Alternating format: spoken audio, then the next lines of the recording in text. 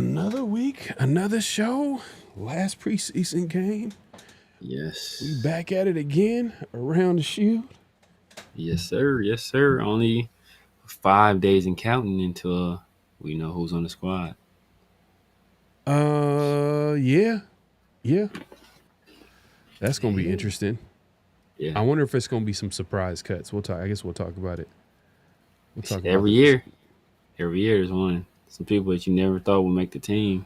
There was probably like 1 or 2 years where like it wasn't any surprise cuts. But you know what's so bad about that? That means that it's probably not a good team. Exactly. There's no competition. There's no competition, like no tough choices. It was just like Like we knew who was making it. Exactly. Now 1 year I thought it was that way though, and then Dallin Levitt made the team. I was like, I don't know what's going on. Yeah. There you go. Don't forget to clock in, hit that like, comment, subscribe, and hit that notification bell. Here we go. Great Pharaoh. The gift of Troy is a fabulous fabric from the land of the 5 rivers.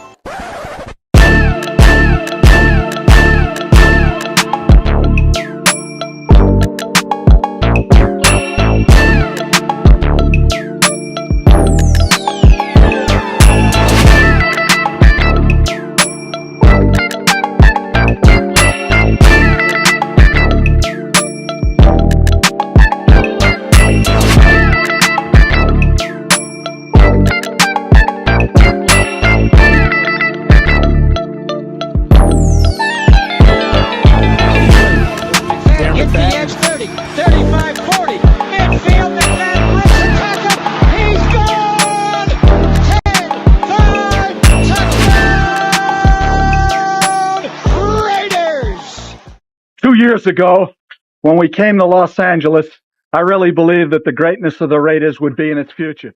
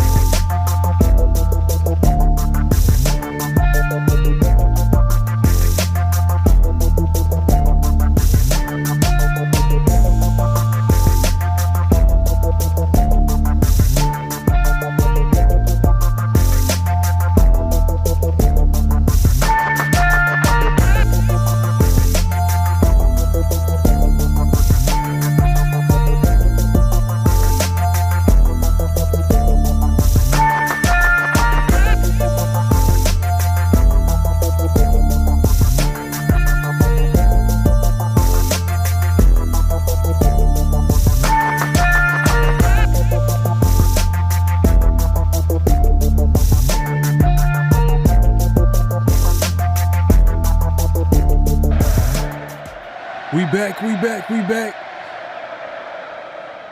We are back for another edition of Around the Shield, man. You already know what it is, man. Myself, PharoahNFL, obviously the severe Raider in the building. And we are here to talk about the Raiders, man. The last preseason game is upon us. Training camp is pretty much finito. It's done. It's pretty much done after this weekend, right? I think they should be done, right? Last preseason game. Yeah. After Saturday. I don't think there's any games on Sunday, so Saturday should be the last day. There you go. And then next Tuesday will be the final cut day to get to that 53-man roster. We'll get into that. We'll talk about any surprise cuts. Think guys that are on the bubble who might need to make a final impression this Saturday. Breakout candidates this season. Y'all seen the thumbnail? Y'all seen the short that I posted the other day? It's a possibility.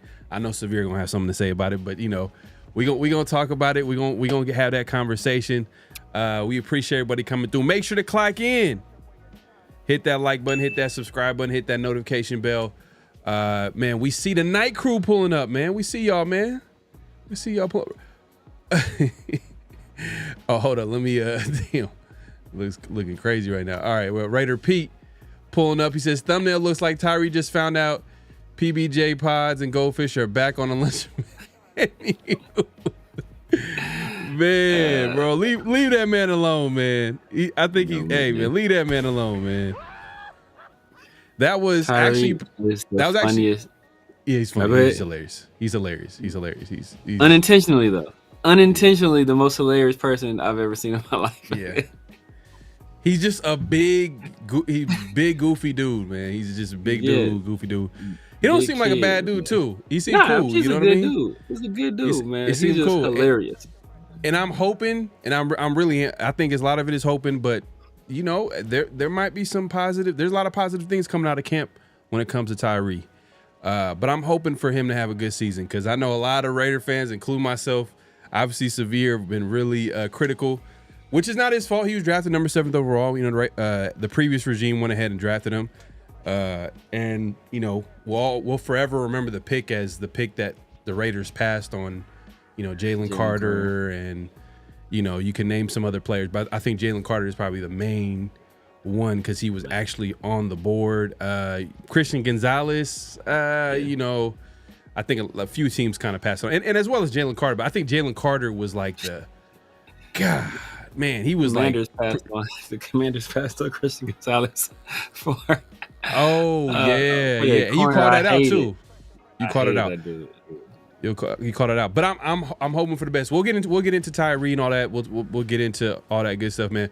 But we appreciate everybody pulling up. Make sure to clock in. My guy Chewy's in the building. Emmanuel Forbes. Emmanuel Forbes. Did he get cut? He got cut like last year. He got cut last year. Who does Emmanuel Forbes play for now? As far as I know, nobody. I don't know. I haven't checked in on wow. First round? Somebody else might have got a chance, gave him a chance, but. Hold on, let me look this up real quick. Emmanuel Forbes plays with looks like the Rams. Oh, the Rams right now? Okay, that's good. That's good. Looks like he might be playing. The last time he played with a team was with the Rams. I'm not sure if he's on the Rams roster this season though. This training camp. I don't know if he's with them. Doesn't look like. We'll take a look. Maybe he is. They claimed him off waivers. Yeah, that's the last thing I had in December 2nd of last year. So he's probably still with them. He's saying because they cut him. Yeah, they cut him. They cut him November 30th. They claimed him. So yeah, okay, that's good. Good for him. Good for him. But yeah, my guy Chewy's, man, appreciate you coming through. Definitely, everybody that's watching, man, definitely check him out. Check out his channel and subscribe. My guy, bro, appreciate you coming through. Yeah, the late night show, man. It is what it is, man. We that's what we do. That's what we do. We got my 2 cents in the building, man. Salute. Appreciate you coming through. LS in the building, man. Salute. I got a real bad feeling that we'll trade for JPJ. We gonna have to stop this real quick. Come on, man. Just all you gotta do is do a quick investigation. Where did the rumors of Trey Hendrickson come from? You know what I mean? Once you gotta always check the sources. Always check the sources. I gotta, you know what I gotta do? I gotta get a Ric Flair, man. I got to get a Ric Flair. Woo! The night crew. He's not doing that. He's doing the Arsenio Hall. He's doing the cute. He's doing Arsenio Hall. Okay, that's different. But I don't know why when I see this, I think the Ric Flair. But I do got to get the Ric Flair. Ric Flair. That's just classic. Yeah. That's classic. That is classic. Salute. King of Mods in the building, man. Appreciate you coming through. My God, Daniel Kim. Kevin Lurker, yeah, it is. It's that time, man. It is that time. Wait, man. I need one too, though. I need one too, bro. And mine is bad though, man. Mine is worse because I got Devontae. I got Jack Jones. I got Devontae, Jack Jones too. That's the thing. True. Yeah, we both need to update. I got a lot of Devontae. I got a lot of Devontae though. I'm gonna let you know the next intro is gonna be just classic players that I like. You know what I mean? That were on the Raiders. That's it. Classic. That's players. it, man. I can't keep changing these intros, man. This is too much. This is too much. This regime didn't draft JPJ. They're playing him out of position. The Bengals offensive line and the Bengals offensive line needs all the help it can get. That's factual. He's cheap, young, and talented, but Brandon Carroll trades. I don't like it though, man. I don't think that don't even make that don't even sound like us. See, that's some that'd be some ass backwards things that what Spytek would do, because it would go against everything that we think his philosophy is to build through the draft. And you have a young player on a rookie deal. So that's my only thing, LS, is he's on a rookie deal. Yeah. We all know he's a talented player, offensive line.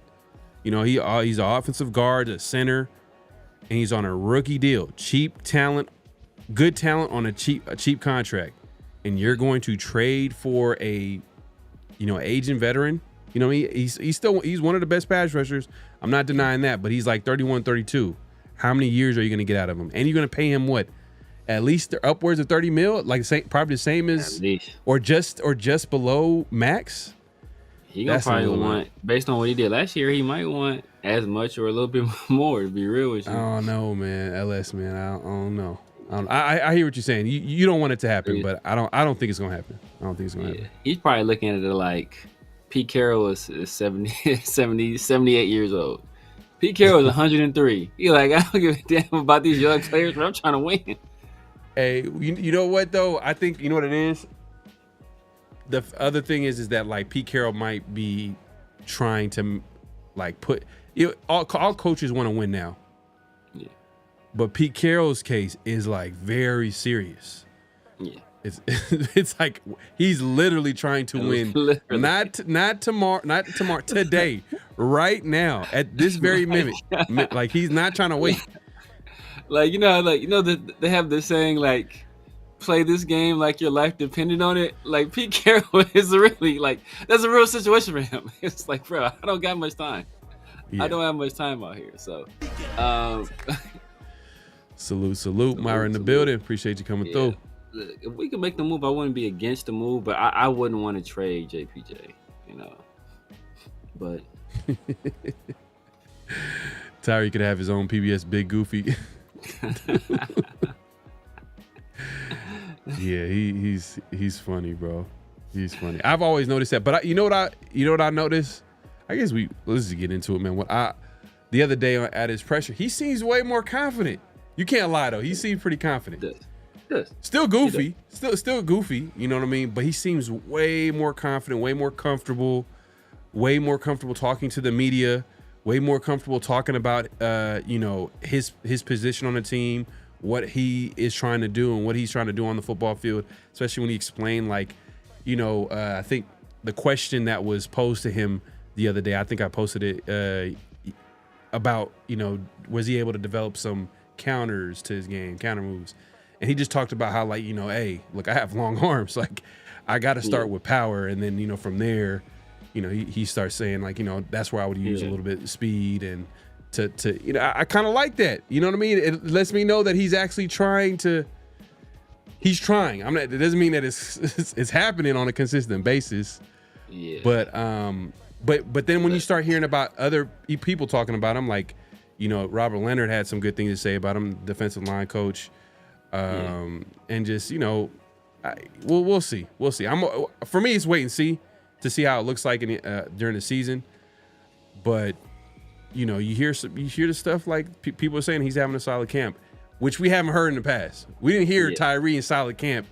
Yeah. We didn't get none of that. but everybody's saying he's having a solid camp. No. We heard that last year. We hear it every year. I didn't hear that. We heard it last year. I didn't hear that. We heard it last year. People are, oh man, Tyree's looking. I didn't hear oh, that. Tyree, he's looking healthy. Remember last year? Oh, he's like Tyree's put on some weight. He's looking healthy. He's looking strong. You can tell that foot is fully healed, and we're expecting. It's the same. Look, Bon Jovi. Y'all living on a prayer right now. That's what y'all doing. Living on a prayer. Like, am I rooting for Tyree? Like, he seems like a good dude. You know, like not a malicious bone in his body. And you know what? On the outside world, that's a good thing. But when you're a football player, I want you to be a jerk. I need you to be an asshole. And Tyree doesn't have that in him. And I think that's part of the reason it's what's holding him back. You know, not even mentioning the fact that like you ain't the first defensive player ever to have long arms. Like, bro, like that's exactly right. But he's not the first ever player to have long arms. Like, that's not like having long arms is not an excuse for not developing pass rush moves.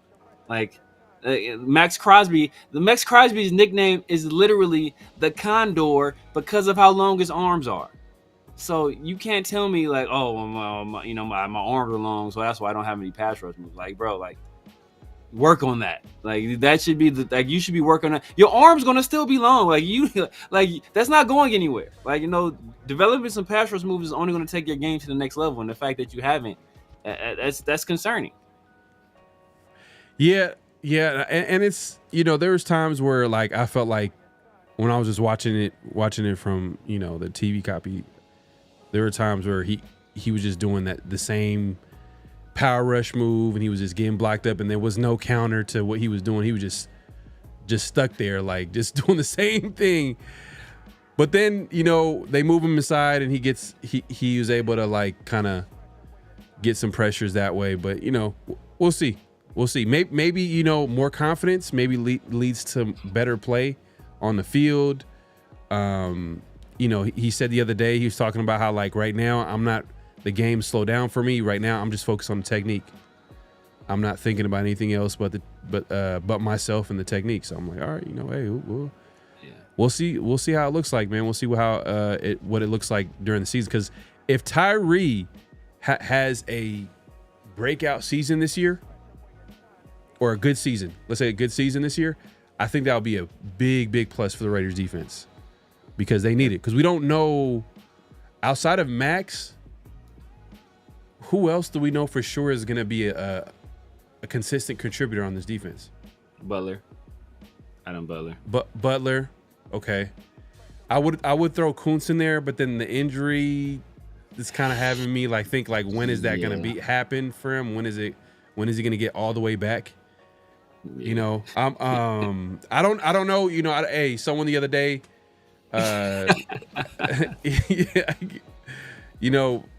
shout out to Kuntz fam. They're letting me know everything is all good with Malcolm Kuntz, and he's ready to go.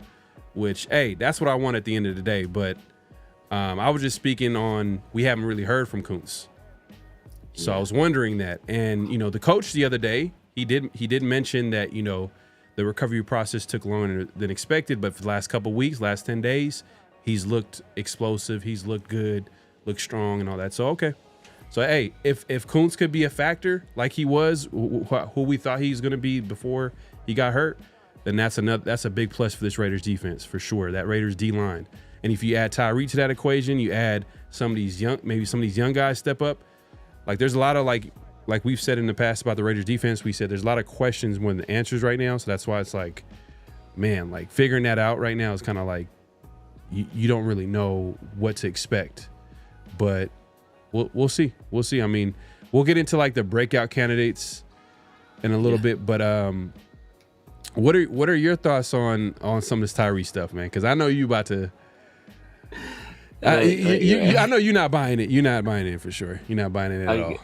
I gotta like. First of all, it's like you said there are times where I see Tyree just do this move. Like it's every time. It's not just times. It's every single time he does the same move, and it's like if it works or not. That's what we're gauging on Tyree. He's going to do the same move, and sometimes it works and sometimes it doesn't. So like he's had success, and some of that's the majority of that success has been against guys that are going to be third and fourth string players, right? Like these are most of the success he's had in the pass rush game has been against guys who probably aren't going to be opening day starters. Setting the edge and playing in the run game, that's something Tyree can do. That's something he's been doing, because what Tyree can do is he can stand there and hold his own and not be moved. And when you set the edge, hey, that's a good thing.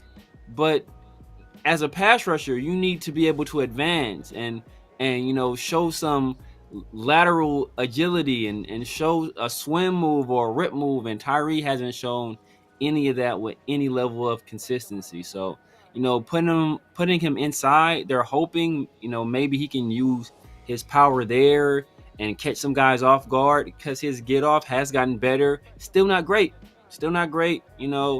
but it's better.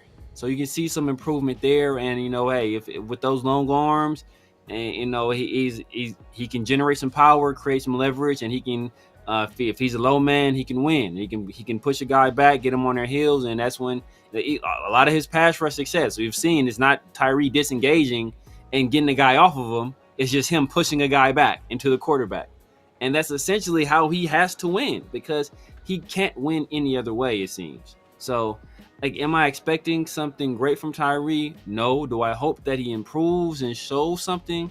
Yes, because that only helps us. But like I said, I'm not holding my breath for that. Is there a possibility that, because he talked about the other day, like he knows that his biggest strength is his power, and that's his starting point, that's his foundation, and then he talked about after that he can counter it using speed, but we haven't seen that yet. We haven't really seen him counter. Is it possible that as the year goes on, the season goes on, and the time, and can you see that improve throughout the season with the opportunities that he's going to get, especially this year, because they're going to use him out there. Like, it's not like Christian Wilkins is in the starting lineup. It's like he's going to have a role on his defense where he's going to be a pass rusher on the inside in obvious passing situations. Do you see that like improving as the year goes on? I know that's hard to say because he was drafted like a few years ago. You would think that, but this is what he's saying. I'm just trying to take from what he's saying. So it sounds like it just sounds like it's slowing down for him a little bit, but then it's hard to project and say that, oh yeah, he's gonna definitely add. You're gonna see more moves once he has more reps by pass rushing inside, where teams are some of these guards are gonna be expecting him to go power, and then he's gonna try to do maybe a swim move or use a little bit of his quickness or speed. We haven't seen that yet. That's the thing. It's hard to say because we haven't seen it. But do you see that possibly getting better and seeing more as the season goes along? Tyree. So during the season is not the time of the year where you're like in the laboratory, like working on these pass rush moves, right? Like you have to have already like developed them already and have started to use them. And then as the season goes on, you hone them. Tyree hasn't even shown an ounce of that. He hasn't shown any kind of development in any kind of pass rush move. So your hope is that Tyree gets better in his speed to power, converting that speed to power. Like, you hope maybe he can learn that, hey, you know what, a lot of people are anticipating a straight bull rush from him. So instead of hitting him with the bull rush, he just gets around the edge. But even then, Tyree doesn't have any bend. So like, it's hard for him to even do that. Like, we seen Tyree try to do a Euro step. It was the most diabolical Euro step I've ever seen in my life. So he doesn't have the coordination to do this stuff. Like you saw when he was like doing the drill on the goalpost with Max. Like he's just not a coordinated person. And like there's nothing that's going to change that. So, he has tools. He has the tools. And he has to work with the tools that he has. He understands he's a power rusher, and that's what he's going to have to use. But that being said, other teams understand he's a power rusher as well. So they're going to do whatever it takes to nullify that. And he's so one dimensional that if they take that away from him, what does he go to? Like if you take away his power, what did he can't, he's not going to go to his pass rush moves or go to his a spin move. Like imagine Tyree trying to do a spin move. Just imagine that in your brain. Yeah. So it's going to be hard for him to do anything on the edge. That's why at DT on passing downs, I think he can have some success there. But on the edge, it's going to be hard for him to make any headway. I know why McDaniels and Ziegler drafted him, because they probably looked at like he wasn't their first option. There was probably other guys that they wanted to draft, but they drafted him thinking that they were getting this talented pass rusher who has this, these crazy long arms, huge. Obviously, who were they thinking they were going to get? Who was a guy that has the physical, stature that Tyree has? Who are they thinking that they're going to get? I'm trying to think who's a guy that's a similar build to him. Yeah, I'm trying to think like who were they thinking? Because he's not fast. He's not. It's like, but that's the thing about Tyree. If Tyree in a straight line, he's pretty fast in a straight line, like just running straight. He's pretty fast, but moving left to right, like this is what you have to do in football. Like that's where he's not fast at all. So I don't know who they thought they were getting. Maybe Montez Sweat, but even Montez Sweat has more to his game than Tyree. But he's a guy, long arms, strong, but he has bend to his game. I'm trying to think of a guy that really doesn't have any bend, because even in college, it's like he didn't really have any bend.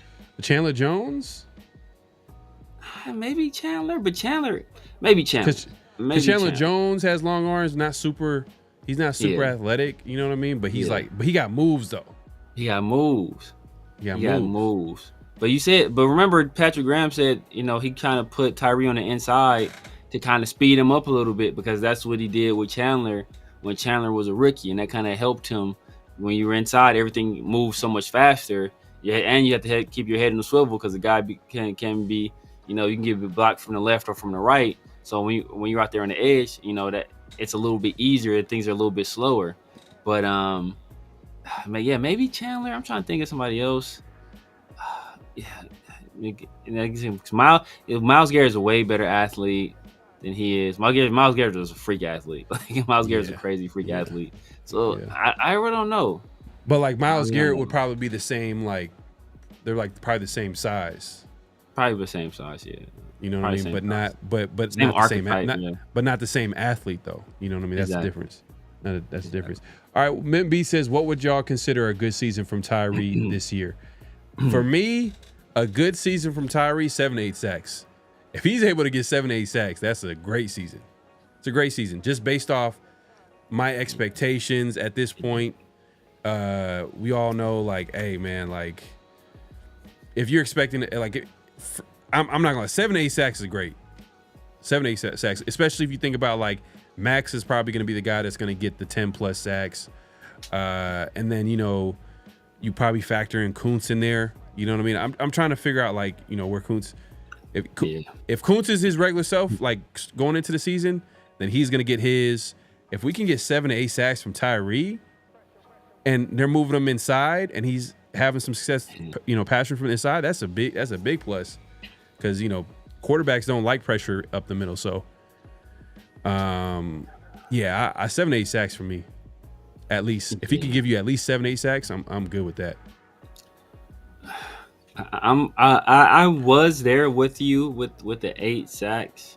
I was saying like 8 would be a good number for him, but then I was thinking, I don't know how many opportunities he's going to really get, because we got Kuntz out there on the edge, Max damn near never comes out the game. Then we're doing the kind of the big lineups with, Max, Laulu, Butler, and Hemingway, and possibly Booker out there with Pratt as the other kind of pseudo edge. So I don't know how many opportunities he's going to get. I'm going to say like 6.5. 6.5. If everybody stays healthy, if everybody in line stays healthy, six and a half. Now, if Tyree moves into like a starting role at some point, then yeah, I need to see 8. But right now, 6 and a half. I would be okay. That's a good year for Tyree. Well, let's see. I mean, Tyree, he's had like what the most that he's had in the season is like 5. 4? Was it 5 or 4.5? I think he had 4.5 last year. I don't know if that's the most. I think he has like 8 career sacks, something like that. It was Let me see, bro. 8 career sacks. It's diabolical. Okay. He had like so he had 4.5 last year, 3.5 his rookie year, 4.5 last year. Yeah, man. If he gets 7 to 8, yeah. If he or could, like if he 7, double up, if he gives 7 sacks from Tyree, that's why I'm being very generous. I'm saying 6. Give me 6. I'm gonna say that's good. I'm doing Tyree like I'm doing Genty. I'm being very generous. Damn. I need 1,600 all-purpose from Genty. I need 6 sacks from Tyree. I'll be happy. I'm like, all right, cool. That's a good year from both of y'all. Damn. 6. The way you look at Tyree is just like 6. Tyree. Bro, they're professional football players. I mean, 6 is a lot, but it's not. Last year with Max hurt and Kuntz hurt and like, bro. He got 4.5 last year. So I'm like, bro, this is like your time to shine. Like, oh, Kuntz went down, put me in, coach. And he couldn't do it. Shout out to Daniel Kim. He says Jesse Merrick was speculating that starters might play a bit because of 2-week time frame until first game. Yeah, I mean, and Pete Carroll's kind of like a coach that likes to play starters in the preseason. Like, he wants to give them some reps in the preseason before the regular season. So I'm not expecting the starters to play if they do play this week, literally like maybe like one series.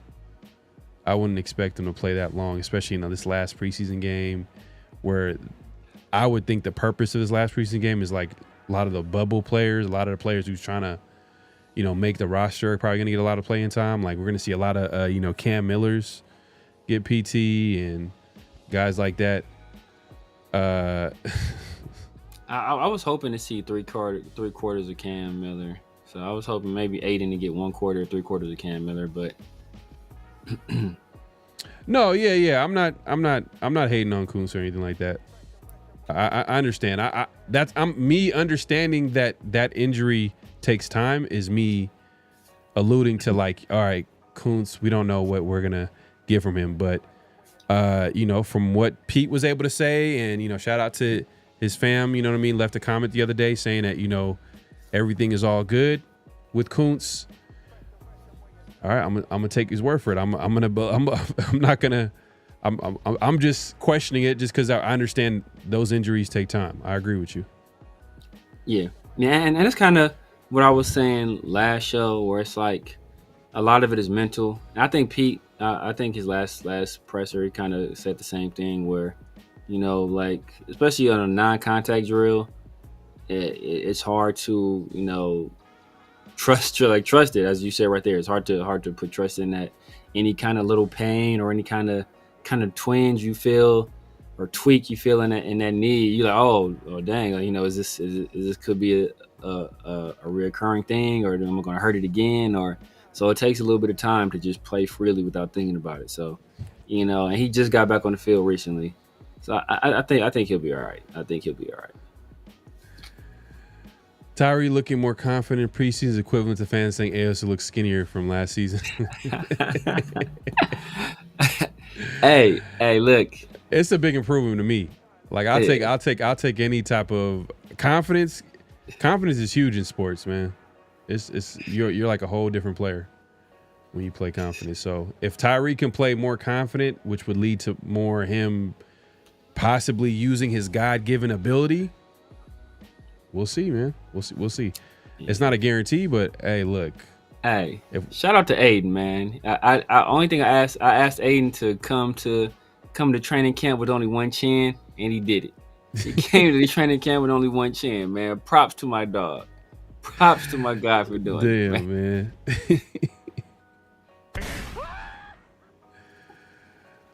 But do you think the coaches are going to just let Tyree bullish and not add anything else to his bag? I mean, what else can you add? Tyree working on $10 EBT. It ain't too much else can go in the bag, brother. Well, Tyree made it seem like he has some in his bag, because if you're talking about like, well, I have long arms, I got to start with my power, and from there I can use my speed. And so if you're saying that you're gonna use your speed, how are you gonna use your speed? So it got to be a move that would, use his speed, right? We haven't seen it yet. That's the problem. Tyree got the most. He got the most secretive moves in the history of the NFL. He's like, man. Salute, man. Appreciate you coming through. Raiders for Chris. Kevin says Tyree should take a hand fighting class. Yeah. Take some boxing. I mean, I think Max said that helped him out a lot too. Boxing, or like or jiu-jitsu, or even kempo, like something where you have to use your hands and get physical. Jason Pierre-Paul was a better athlete. Jason Pierre he was a freak athlete at UCF. Yeah. Oh my God, I remember that dude was crazy. Dang, who was the dude that was across from Jason Pierre-Paul? Oh, was he there? I mean, he might have been there before Jason Pierre-Paul.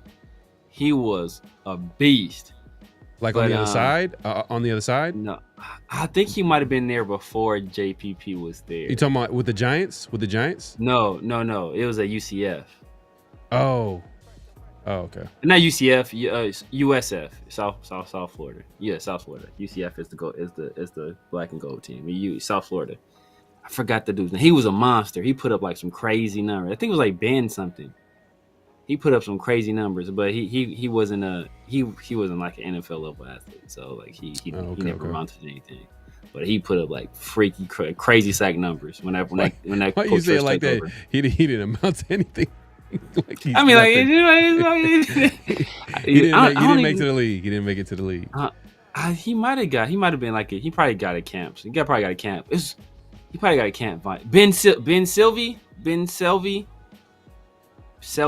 I'm gonna say it's Selvey. Selvey, I think it's the name. Okay. Shout out to Chewies. Oh, my bad. Appreciate the super chat. Tyree looks better, but is not a starter in my opinion. Well, he's not a starter. He's the one probably like first backup off the bench, maybe. I think he's backing up Max or Kuntz. And then like obviously he's probably going to be in there, and so I think from what we're hearing from training camp, it sounds like they're going to be mixing it up on the defensive line, and they're going to have all types of different lineups, and they're going to be throwing in guys at different times, kind of like almost not exactly like it, but remember that year where Gus Bradley was running the show, and I'm not sure if was Robbie Leonard. No, I don't think he was the D-line coach, but they had like a rotation out there at defensive tackle. Where was it Buckner? Was it Brenton Buckner? It might have been. It might have been Buckner. Because took over the next year. We know my guy, legend. Rob Marinelli. Yeah, Rob Marinelli. Yeah. His last name, and I was thinking about something. But anyways, I was thinking, what was I gonna say? I lost my train of thought. I was gonna say something, but no. But I was basically saying that, like, yeah, Tyree's not gonna be a starter, but they're gonna have like different combination lineups. They're gonna keep guys fresh, but I'm not sure if that's the goal. I think their whole situation is they don't really have a guy that they can put in there. They're still trying to figure out who they can put in there. Like a Max Crosby. Max Crosby is going to be consistently out there. Adam Butler is going to be consistently out there.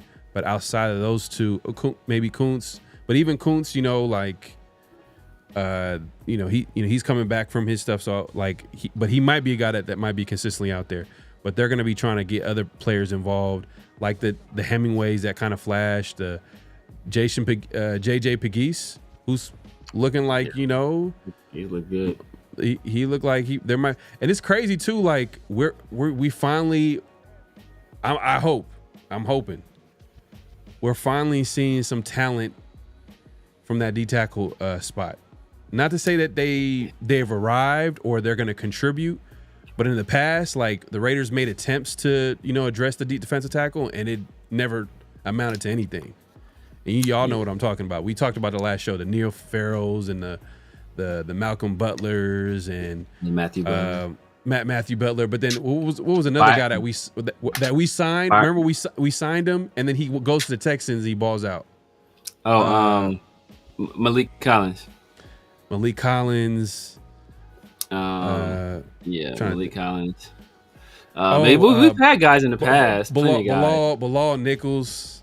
Yeah, Bilal Nichols. Nesta Jade. But what's not Bilal. Well, I know who you're talking about. The guy I liked that we had. It was not Malik Collins. It was the other guy. That he played well for us when we kept him for a year, and then he left. Jefferson.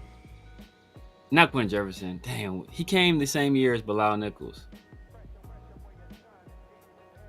I think he came in with Jenkins too. I know what you're talking about. He came from the Bengals. He came from. Was he a Bengal? I think he came from the Texans. Was it Texans? It was the same year. It's the same year we signed. I want to say it was the same year we signed Bilal Nichols. Dang. I remember it was a defensive tackle that we didn't even expect to be like one of probably the best defensive tackles that we had, and he stepped up big time. He's the best one. Yeah. I think he played for the. I think he might have played for the Bengals. No, I remember that because I remember there's a show that I respect their opinion, and they didn't like the pick, but I liked it. I was like, man, I think he's gonna be good, and he turned out being good. And so I was like, it was like a little feather in my cap. I was like, all right, it's a man, got one on his done. Not John Jenkins. Not John Jenkins. I don't know who you're talking about, bro. This is 2022? 2023?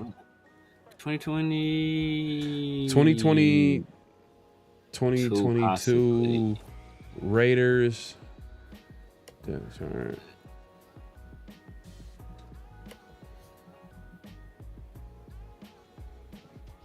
Andrew Billings. Yeah. I think he played for the Bengals. Did he play for Billings? Maybe he did. Maybe he went to the Texans afterwards. Or did he leave us and go to the Bengals? So I thought he came from the Texans. Did he came from the Bengals? Let me check. I'll check. Let me check.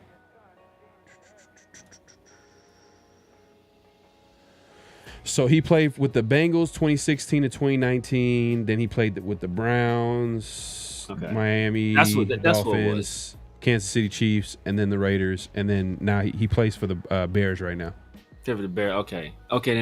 So Malik Collins is who went to the Texans then. Yeah, no, Malik Collins went to he went to the Texans and balled out. And I think he went to the 49ers after that too and played well with them. But we've had a history of guys kind of going other and start playing well. That's just kind of annoying.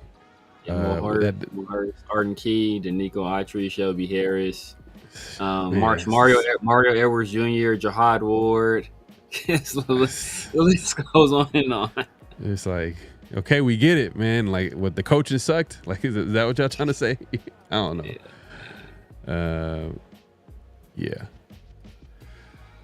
But now I just feel like, it seems like they've gotten, we'll figure it out as the season goes along, especially with these young guys, but feels like they might have something, but it's just going to take time to develop.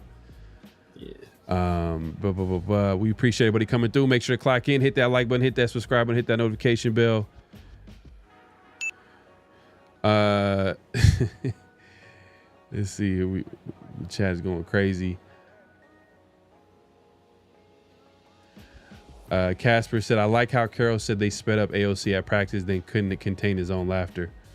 Yeah, I heard he had a rough practice that day. He already had a rough day. The day where they Because I think AOC even brought up like it was like a shorter clock. Shorter clock.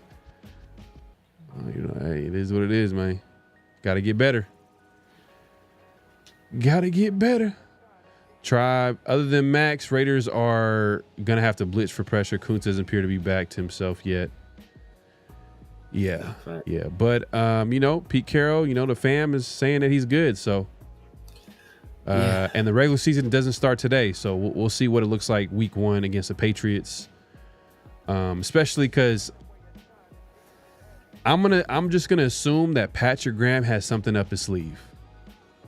He's gonna something. He's gonna try to figure out something, and by that time, whoever, I'm just gonna assume like there's something. I don't like, and to speak to some of that, right? We were concerned about Donner Holmes playing nickel corner, and we were concerned about the whole situation with Jeremy Chin being a nickel corner. Like, we understand he's versatile, but you don't want him to be the consistent nickel corner down in and down out. But the Raiders are trying out that corner, Kelly, who's been competing for that outside corner spot at nickel. So Caillou Blue Kelly. Mm-hmm. But it was crazy. The crazy thing is that every depth chart they've released, he's been listed at nickel. He's never played nickel at all until recently. I know, but like they're really tinkering. Like they're literally like, hey, okay, let's see. They're really serious about this competition because they're literally putting this guy out. Like they haven't even announced. Like, come on, JPJ should be the starter for right guard. Like, why are we? Come on, man. Like, why are we doing this thing with Alex Kappa and?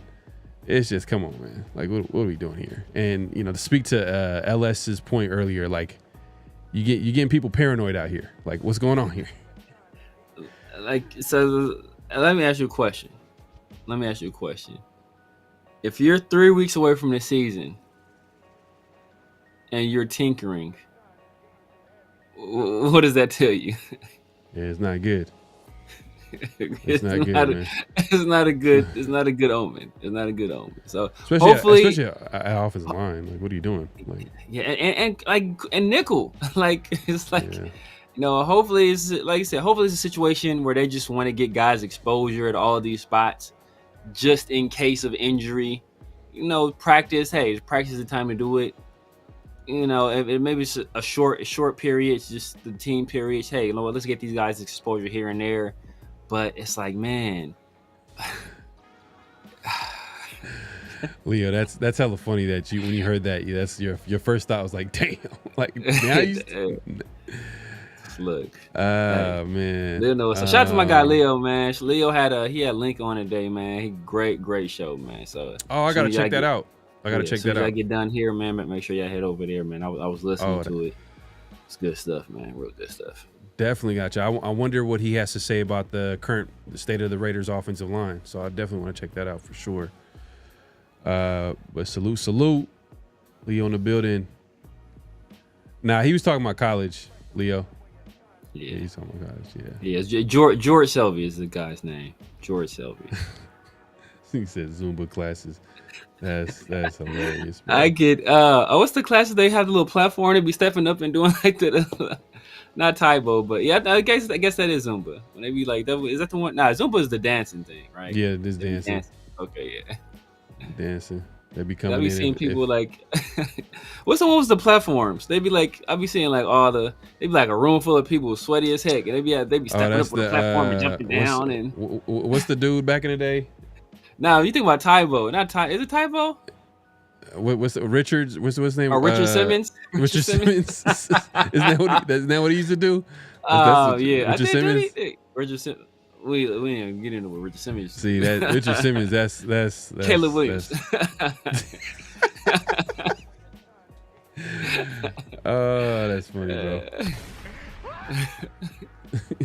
There you go. So somebody said step aerobics. I gotta pay attention to the chat. I be trying not to look at the chat so I don't get distracted, but I gotta start paying attention. Nah, we definitely drafted the wrong buyer. We talked about that today, yeah, for sure.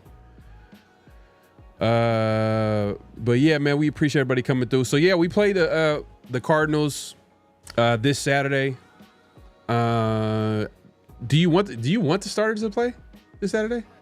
Do you feel like it's risky? Uh, Right, like it's a couple weeks before the season start. Like, why even risk it? Like, that's how certain coaches approach it. But Pete Carroll's like, nah, like y'all need the reps.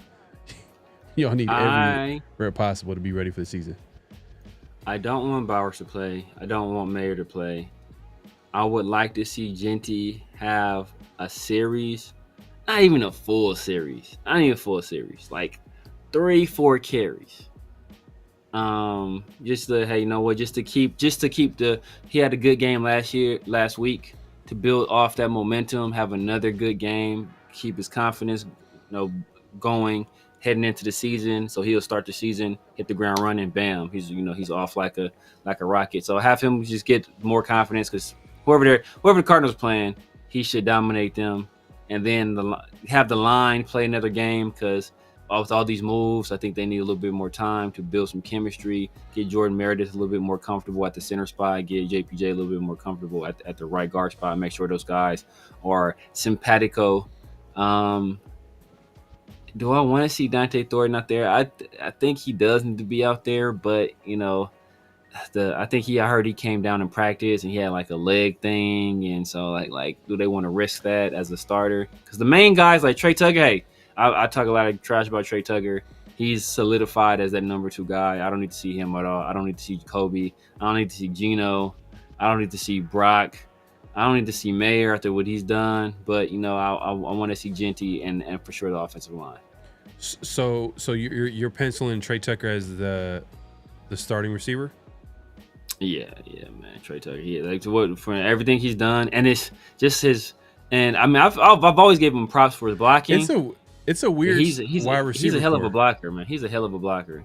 Dante Thornton's a pretty good blocker too, but Trey Tucker has a size. He's a hell of a blocker. Chip Kelly loves that, and I heard he's been his routes was gotten much better. He's stacking dudes. He's learned how to stack dudes, getting much quicker, giving quarterbacks much easier like throwing lane. So, hey, he's earned it, man. He's earned it. Well, the reason why Dante Thornton is going to be playing a lot is not just his athletic ability, his speed, and his size, but it's the fact that he can block. Yeah. So he's going to be on. He can block. So, he's going to be on the field a lot based off that, and then they're going to use his speed in order to probably tell the defense to back the hell up, from that line of scrimmage. But the problem is that they haven't been able to. I mean, it's not really a whole lot of reps that they've had at preseason with that, but like they haven't really been able to have that connection, during the games. Yeah. And even in practice, they said like it's kind of been a hit or miss. They've kind of hit on it, but not as much as they would want to. Yeah. So that's a work in progress. But the Raiders wide receiver room is so weird. Like it's hella weird. Like usually you got your X receiver, you got your Z receiver, you got the guy on the outside, you got 2 outside receivers. These are your starters. Then you got your slot. You know what I mean? The guy. But the Raiders don't have that. Like their number 1 receiver is like for the most part they're gonna be lining up in the slot. Yeah. And then Trey Tucker comes into play, but then he's technically supposed to be the slot guy, but he has some speed, but he can play on the outside, I guess. Yeah. But Dante Thornton is probably the guy that looks like an starting outside receiver. Yeah. But obviously he needs to work on his game and getting better at the pro level. So it's like, do they add a wide receiver at this point, or are they just going to roll into the season with the guys that they got? So what makes it weird, because like we've seen other guys who are number 1 receivers play a lot in the slot. DeAndre Hopkins played a lot in the slot. Cooper Kupp played a lot in the slot. Puka Nacua plays a lot in the slot now. We've seen like guys who are the number 1 guys play a lot in the slot. That's kind of like the new way, because it's easier to maneuver in the slot. You give those guys 2-way goals. It makes it tougher to defend. But what we haven't seen is that these other teams didn't have a Brock Bowers, right? So that's what makes it weird, because he is by far your best player offensively. And shout out to Brock Bowers, I think 24 on the NFL top 100 after a rookie season.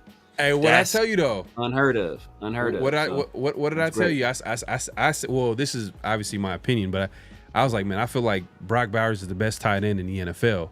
Just looking at the state of the tight end, there's talented guys, but when you look at the top of the guys that's been on the list, they're either getting older or they're always hurt. And Brock Bowers just came at the right time, just dominating, and now he's the best player at his position year one. Yeah. And the players agree too. So salute to Brock Bowers, man.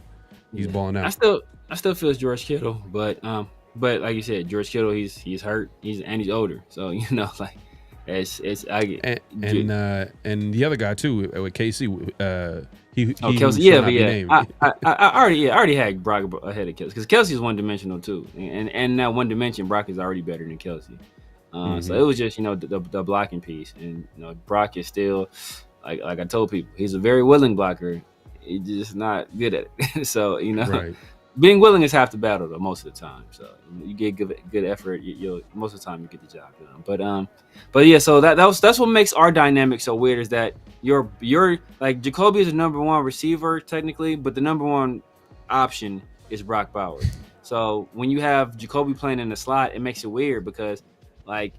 Like if you go 12, then you usually it's two tight ends and two receivers at that point. So like Jacoby's no longer in the slot, so then you have to move him outside. So your other guy that is outside, your slot moves to the outside. Now you have the other outside receiver, but which outside receiver stays on the field? With us, it's likely going to be Trey Tucker. So I mean that's what makes it weird for us. But like I said, that dynamic is not unheard of. Just Brock being so good. It just makes it strange. Yeah, man. And you know what? Look, Chris says I need to see more out of the second round pick. Yeah, Jack Bech.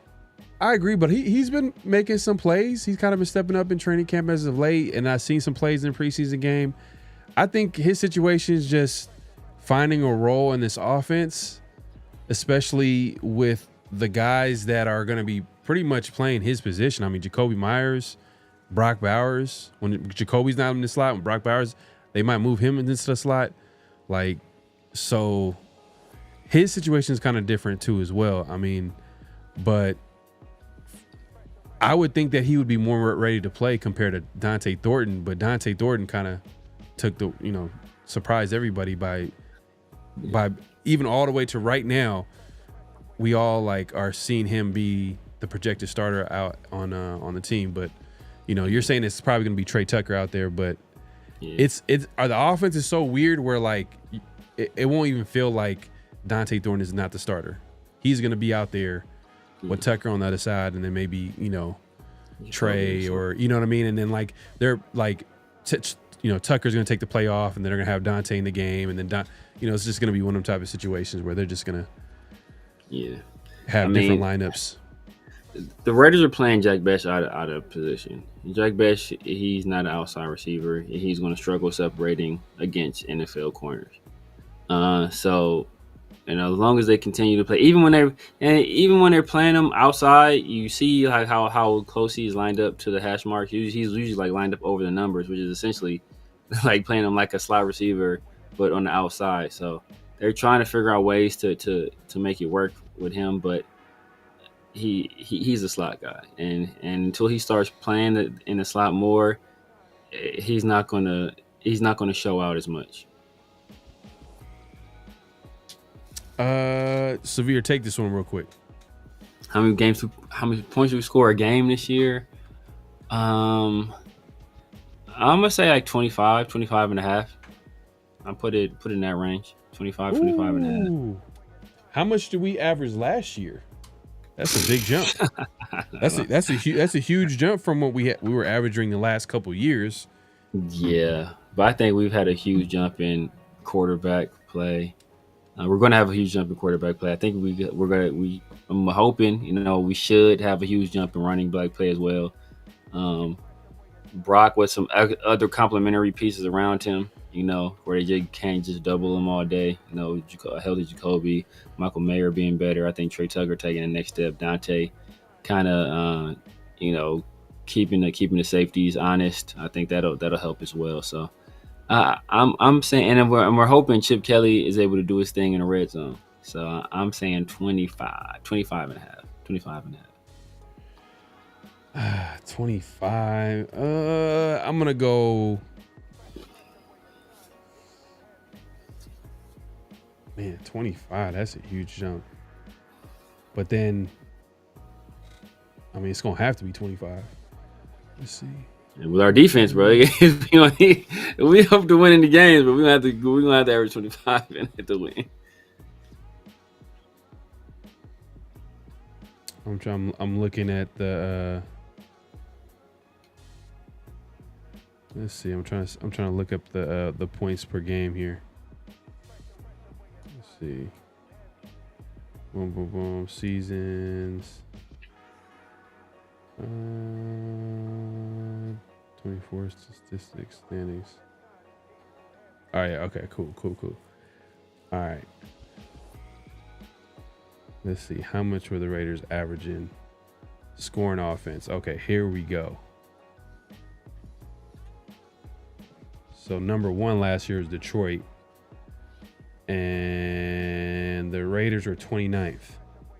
And they average 18.2 a game. So you're saying so that's basically a touchdown. What did Detroit average? Detroit averaged 33 a game. God damn, it's crazy. Yeah. It's crazy. So you're basically adding a touchdown because they averaged 18 last year. I'm saying Geno Smith is good for an extra. Geno Smith and Genty and Michael Mayer improvement and Trey Tucker's improvement is good for a touchdown a game. Damn, the Broncos averaged 25? God, what? Damn. Broncos averaged 25 on the dot last year. Right. No, they did that on offense. Hey, the Broncos are doing that. Yeah. If Chip Kelly with Ashton Genty and Myers, Mayer, and all these guys, I think 25 is a good number. I was gonna say like 23, around that area, 23. 23. I can see that. I mean, 25 is ambitious. 25 is ambitious. But it's the same thing. It's basically a touchdown. I can see that. 25 is a good number. 25 is a great number. Girls think we 12. He was like, you average like 12 points a game last year. Well, look. But no, I know what was worse though. 2023 season. Oh. Hold on. Let me look at that real quick. 2023 season. If we look because we started out hot. We started out like the beginning of the year we were scoring. All right, so the Cowboys that year averaged 29 a game, basically pretty much almost 30, basically 30 a game. That's the year that could have. Oh, you know what? You're right. Well, we're better by 1 point, 19 and a half. Yeah, I'm saying because beginning of the year we were scoring. We just was giving up the lead late. Oh no, that's the Jimmy G season, right? Yeah, that was the year that was the year. But it's because you got to remember when McDaniels got fired. But know what it is? You know what it is. One game is skewing it. So that season was way worse. I'm thinking of the year before. I'm thinking of the first year we had Jimmy. Not the first year. That was 2020. Yeah. That was 2022. Yeah, that's what I'm thinking of. Because it's the one game that's skewing that. You take out that one game, bro, it's way worse. You know what it is? It's that 63. You take out that 63. If that 63 was 28, we're like averaging like 13 points a game. Actually, you know what? 25 is a good number. I actually agree with that. That's a good number. If Chip Kelly is who he says he is, and Geno lives up to his hype, and when I say Geno's hype, it's more so like just be a solid QB, good solid QB, whatever. Doesn't have to be like top 5 or anything like that. Then I think we can get to that 25 number, which is solid. And then, Raiders defense, bend but don't break, for some turnovers. You never know what can happen. Nah, we're 29th. We just seen it right now. We were 29th. We're 29th. Which is, I mean, it's damn near. We're damn near 31st. Like, Yeah. you're right.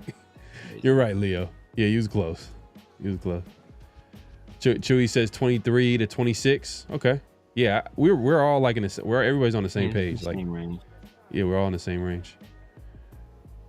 What did Philly average under Kelly? You know what? That's a good question. What year did he coach the Eagles? I can go right back. I can go to that that year. I don't remember. All I gotta do is look this up real quick. Let me see.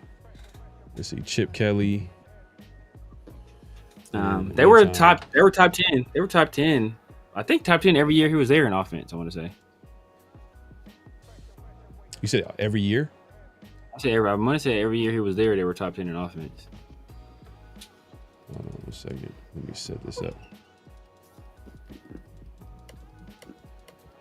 Well, but he wants to know the exact number for let me see. 49ers, he was the head coach 2016, 2017.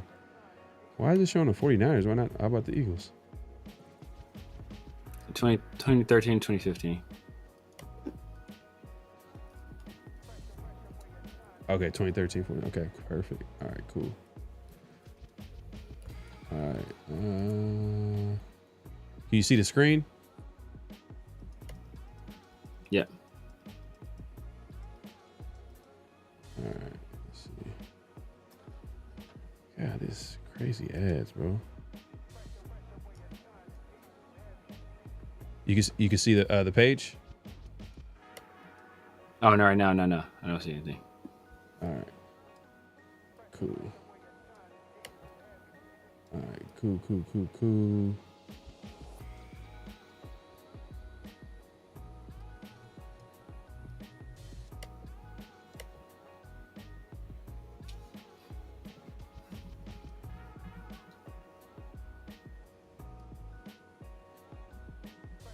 I guess we'll just do it like that.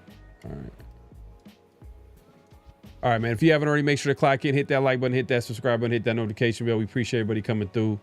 Right now, we are looking up the statistical season for Chip Kelly when he coached that offense.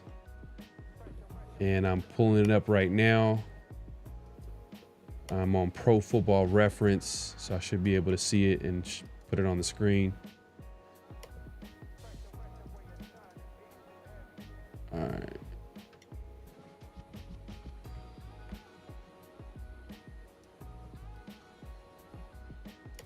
All right, so let's take a look at it. Let's see. 2013.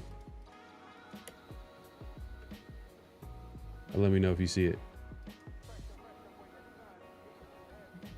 Let me see. Yep.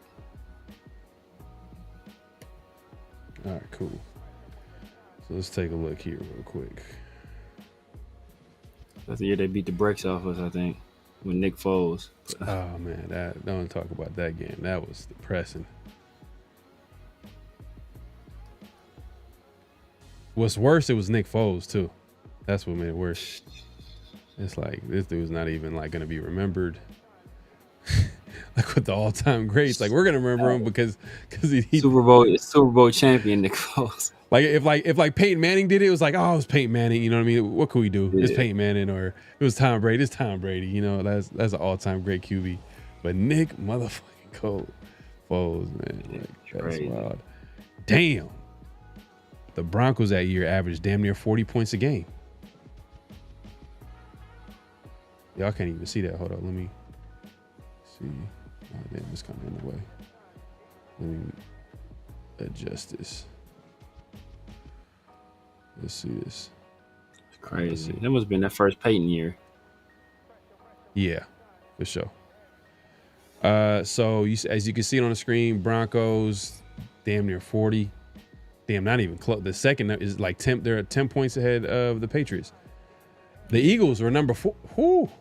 But the thing is, though, this is kind of, they hit the league by surprise with their like up-tempo offense. I don't think I don't think Chip is going to bring. I don't think he's going to bring that type of offense to the NFL this time around. I think it's going to be a different version.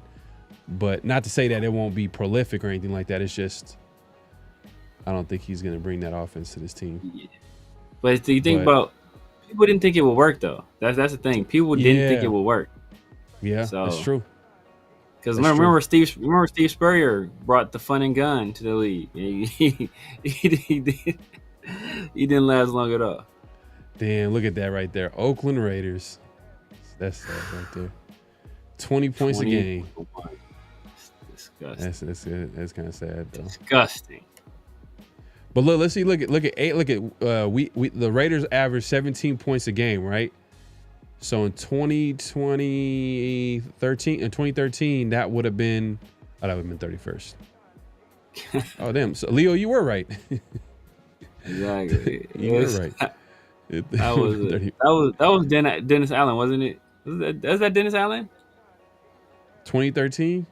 It had to be because I think that's the first year. Is this year we drafted Carr, right? That's the year we drafted Carr. 2014. It was the following year we drafted Carr. 2014. Okay, 2014. Yes, drafted. Yeah, but it was Dennis Allen now. Yeah, he didn't get the coach Carr. He hardly got the coaching. All right, so following season, Chip Kelly. Let's take a look. Let's look at it real quick. Scoring. Let's put this in order. 30. So Broncos average 30 a game. Packers 30. Eagles number 30. Oh, damn. Even better. They went from number 4 to number 3, averaging almost 30 points a game. So this is Chip Kelly calling the show, but man, hey man, that's I'm telling you, bro. That's why I say he's the biggest X factor, bro. Facts. He's the one guy that can like really affect everybody. Like his play calling, everything is just the running game, all the guys on offense, like the Michael Mayers. You know, hopefully he doesn't go on a hiatus if things don't go his way. You know what I mean? Like, you know, let's hope not. But yeah, man, if you haven't already, make sure to clock in, hit that like button, hit that subscribe button, hit that notification bell. Yeah, so Chip Kelly, he coached a top offense in the NFL when he was with the Eagles. No doubt about it, bro. And he's always been known as an offensive, guru. You know, that's been his whole thing. And he just won a national championship with Ohio State. So, he's the highest paid assistant in the NFL. Yes. So he's getting like $6 million a year. We talked about it last week. $6 million. So I was like, hey man, he's getting paid like it too. Our turnover ratio was nasty, 16. Yeah, it was nasty. It was ugly. That's another thing too. We can't be turning the ball over. Let's see, man. Appreciate everybody pulling up. Try playing Minshew and Madden 25. Oh yeah, he's disgusting. Oh my god. You can't play with the Raiders on like last year's Madden. Like you can't even play with them. Oh, you cannot play with the Raiders last year. There's nothing. Like it's hard to you got nothing on offense. Nothing at all. You got nothing on defense. You got Max. You got Max. It was a little bit better on defense. Was a little bit better, but now it like the tides have turned. Now it's like Raiders offense is cool. On defense is like on defense it's kind of questionable. If my 2 cents, if wide receiver Thornton pops off with wide receiver Tucker, the run game is going to be sick. Oh yeah, because you would think that they're probably going to load the box. Yeah. He's saying if they go off in there, they can't. So it's like I know. But like I'm just saying, like you would think teams probably going to load the box to begin with until the Raiders can prove that they can. But the thing is, though, that's the thing too. The Raiders have a quarterback that can, threaten defenses in that way, where he's proven to be accurate. One of the most accurate quarterbacks throwing the ball downfield. So it's like there's a winning combination here. There's a winning combination, bro. Fact. It was like run and shoot. It was like that offense was. Yeah. The run and shoot is a different offense. Forgot that guy. I think like Tiger Ellison or something. Yeah, Steve Spurrier offense is the fun and gun. Yeah, but I get what he's trying to say. Like that offense was crazy. Like it was just like on some like hurry up, like literally before they got ready, and then you had like Deshaun Jackson's fast ass just going up the field, touchdown. No, I think he was talking about. He was talking about Steve. When I said Steve Spurrier, I said the funny gun. Oh, okay. Yeah, the running shoot is an offense. It was an offense too. They did in college. Yeah, but going back to this game, like, are there anybody that you feel like you want to see like prove themselves so they can solidify a spot on the team? Is there anybody that you feel like is on a bubble that needs to go out there and have a good game and like prove that they should be on the team? I think McCormick, Mostert, and Lobby are in the battle, and I think the odd man out. I think the odd man out may end up being Mostert. I think the odd man out may end up being Mostert just because he doesn't play special teams, and if you're going to be, if Zamir White is solidified as the number 2 back, he's the second best back on this team. I think by a pretty wide margin as well. If you hear what the coaches have been saying, what the beat writers have been saying, everybody's basically saying the same thing. Like he separated himself. So if Mostert isn't going to be the number 2 guy, it's like, why keep him around, really? So, so he has to show you a lot for him to stay on the roster. If not, you might as well just roll with Laube and McCormick. And Chris Collier, I think he's done enough to put himself in the mix as well. I think he'll end up probably being a practice squad guy, but I wouldn't be surprised if he sneaks on the roster over a guy like Laube or McCormick too. So, but Mostert has a lot to prove. That's the thing. The only other thing I would say is that obviously he would have to go out and if let's say he ball out this next game where he breaks a long run, and the one thing that just talking to you the other day was like, bro, Pete Carroll likes athletes. Yes. And I don't think McCormick is that type of athlete that a Pete Carroll would want. You know what I mean? So that's the only thing is like he probably wants a Mostert because maybe he has it. But I don't know. I haven't seen the speed yet, but I don't know if he's had like a whole lot of opportunity. So maybe that's why we were having this conversation. Like he needs to prove that this last game. But if he doesn't, then it's like, why don't you just go with the younger guy that's on a probably cheaper contract? Because I think they probably pay Mostert more, even though it's a 1-year deal, than a guy like McCormick, who was an undrafted free agent when the Raiders signed him. So I'm sure he's probably not getting as much. No, probably getting nothing. And then now that you say that too, because when I originally said our running backs, I had Laube making it over McCormick going to the practice squad. Then I started thinking about special teams. And I was like, man, maybe McCormick could get in because of special teams. But then I was like, the red zone. Mostert is he's a threat in the red zone. And he had that 1 year with the Dolphins where he scored a gang of touchdowns. So Chip Kelly could be looking at that like, I want a guy that he's a vet down here. He's proven he can score when he stays healthy. He's also can catch the ball out of the backfield as well. Solid blocker on third down too. So, but just I don't know. I wouldn't be surprised if either one of those quit. I actually think Laube, I won't say he's a lock, but I actually think he makes it. I think the real battle is between McCormick and Mostert. And shout out to Raider Nation 510. He says Chris already been on the practice squad. We can't afford to lose him. Zamir White only does well in practice. I mean, yeah, he does.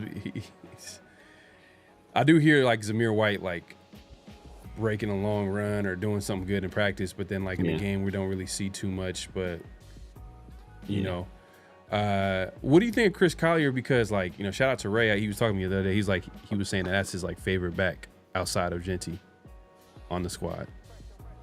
What do you think of him? He got a little bit of explosive-ness to his game. He does. He's fast. Maybe. He's fast. He's probably not as fast as him. He's probably like about as fast as Amir. Yeah, long speed. He might have more long speed. But Zamir is a 4.4 guy, I want to say. And he's more physical. But I like Collier. Like I said, I can see him sneaking onto the roster too because of the athleticism. I mean, how many running backs do we carry? We got Genty. You said Yeah. Zamir. I think just And 4. I think just 4. That's what I'm saying. okay, Like, then now, okay. he'd have to beat out McCormick or Lauby or Mostert. So I'm pretty Zamir's a lot. I mean, it's the top 2 guys are set in stone. So it's those bottom 3-4 guys that are battling. I think like Lauby. I think he makes it, man. I think he makes it. So then Bro, it's three guys battling for one spot. yeah. I think just special teams. That's the only reason, because I don't think any of those guys are going to do anything offensively. So at that point, you take the guy who's the best. Take the guys who are the best special teams player, and I think Lauby is pretty good on special teams. And I don't know how much those other guys are going to impact it on special teams. You know, I was thinking about I hella forgot that he was on the team. Dalton Wagner. Dalton Wagner, yeah. You remember we talked about him before, like, you know, they stashed him away. He was like one of those because of the physical. Yeah, you know, he's like 6'7", 6'8". Yeah, but he's probably not gonna make the team. You know what I mean? Like, I don't know, but I don't think, if you think about it, they're gonna keep obviously Glaze. They're gonna keep the 2 rookies, Charles Grant, and Rogers. Obviously, the whole entire starting offensive line. I mean, how many tackles do you keep on the roster? I mean, you got Thayer Mumford, who's been playing terribly. I mean, terrible. But if you look at what he's done in the past compared to like maybe a Dalton Wagner, yeah, you know, I don't know. I mean, he's played bad, but Dalton Wagner hasn't played at all. So it's like, all right, like it's, you know, man. But Thayer at left tackle, he showed some flashes at left tackle earlier in his career, and a little bit of guard as well. Honestly, I don't know if either one of those guys makes it, because we got Colton Glaze, who's the swing tackle then? Rogers, Grant. That might end up going, because Grant has to make the roster. No, okay, Thayer makes it. You know what I'm saying? Like, just for that. So that's. But remember though, because look, 3 weeks ago, not even 3 weeks ago, like 2.5 weeks ago, they moved Thayer to guard. So their plan wasn't to have him at tackle 3 weeks ago or be the swing tackle 3 weeks ago. So I don't know. Look, I don't know what Pete Carroll his son is doing. I don't know what Pete Carroll's son is doing, bro. So that's a mystery to me. But right now, the most qualified swing tackle we have is Thayer Mumford. But they just moved him to guard before they started doing all these shenanigans with the Meredith and JPJ. So I don't know. I don't know what their plan is going to be. Yeah, and now that you think about it, like, there's a few positions. So obviously, the backup roles for tackle need to be solidified. Who are the guys that they're going to keep? We think that it's probably going to be Thayer Mumford based off, you know, history and who they have. And like, there's really, unless they pick up they cut everybody and pick up a brand new, another veteran off the street. I mean, there's going to be a whole lot of cuts. And the other day, someone made a good point about that the Raiders are at number 6 in the waiver claim. So if someone gets cut, they're going to have a good chance of getting that player because they're going to be at the top of that waiver claim. So that's also another possibility too as well. Some of these players that are on the roster, a lot of these players might not make it, and the Raiders might just go a different direction. But I'll say tackle, and then wide receiver, like the 5th wide receiver spot. Yeah. You mentioned the running back spot, like the backup roles. Linebacker, I think there's gonna be some guys that I think there's gonna be some guys that get cut that's probably gonna bring a smile, man. You're gonna be happy, bro. I can tell you're gonna be celebrating. I think he makes it, man. I think he makes it, man. Because Matt Jones, that dude is horrible. Matt Jones is horrible. I don't think Lindenberg showed enough. I haven't heard a damn thing out of Ferrari at all. So have a good one, Jack. So I haven't heard anything out of Ferrari at all. So like I think two thumbs. I think he makes the squad. Yeah. So linebacker is going to be interesting. Corner is more so who's gonna solidify Who's the the starting starter? spots. Yeah. So that's what's the battle that's going on over there. And if going back to the offensive line, if you believe this right guard battle that's going on, that's probably gonna solidify itself like this Saturday. We're gonna figure out if JPJ is gonna keep the starting spot. Come on, man. Come on, man. And then QB, I don't really think that's a debate. I think AOC's the backup, and then Cam is gonna be a guy that they're gonna develop. So Yeah. that's the only thing I can think of as far as maybe safety. Would you say safety? Because they just brought in Terrell Edmonds. Yeah. And I think he's taking first team reps already at free safety. Yeah. They tried him out in some other spots as well, but that's kind of interesting because guys like Chris Smith is on the roster and Trey Taylor, but Thomas Harper. But it sounds like they're going with like if they're bringing in guys and putting them at number one, that tell you how they feel about that spot. Man, I don't think he makes the roster, but they have they have a safety. I forget his name. Dang, the white kid. I forget his name. I like him. He showed up well in the preseason. I think they stashed him on the practice squad, but I think he's a guy. He's worth developing. I can't think of his name right now, but I think Trey Taylor gone. You go. Hey, he had that interview. Are gone. he had that interview, man. He had that interview where he sat down. Oh yeah, with the Raiders.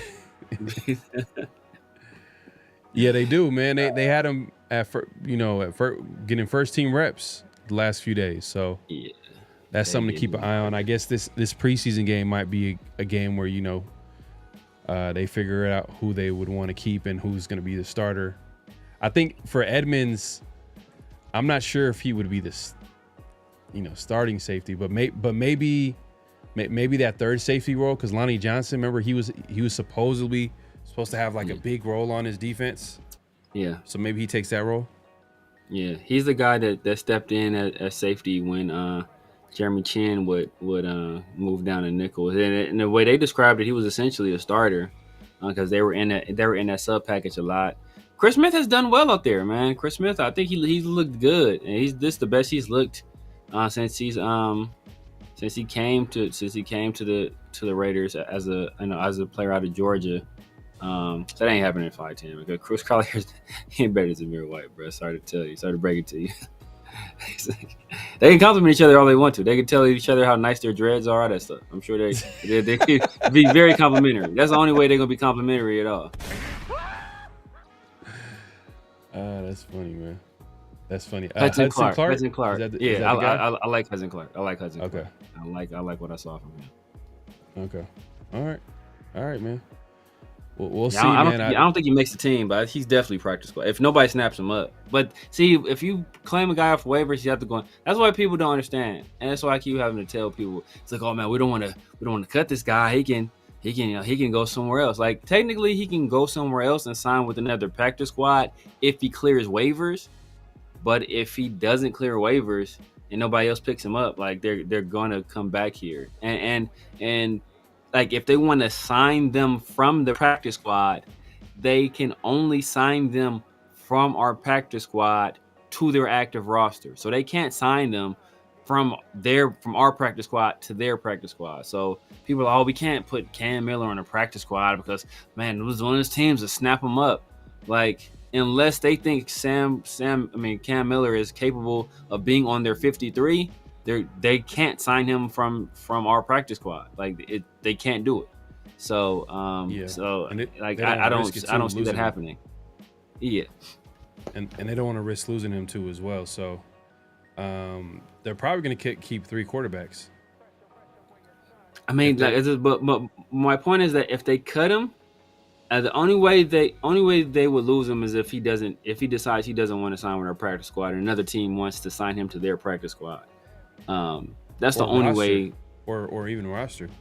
But I don't see another team sign him to their roster. Like I don't think he's a, because you think about like for every like the Raiders are like, man, we can't lose Cam Miller because some other team.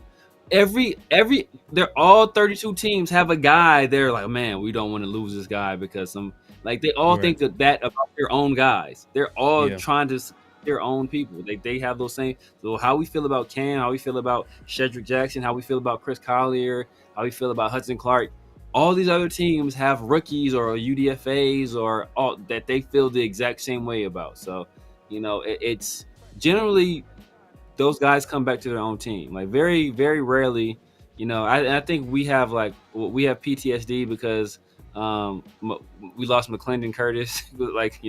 We lost McClendon Curtis, and we lost who else? We lost somebody else that same offseason. I forgot. I think it's somebody else. But we lost some guys that offseason. So now we're like gun shy. Like we don't want to put them on the practice squad. But like that doesn't happen often. Well, the way I look at it is would it be worth? Are you okay with losing them? Is the risk worth the reward?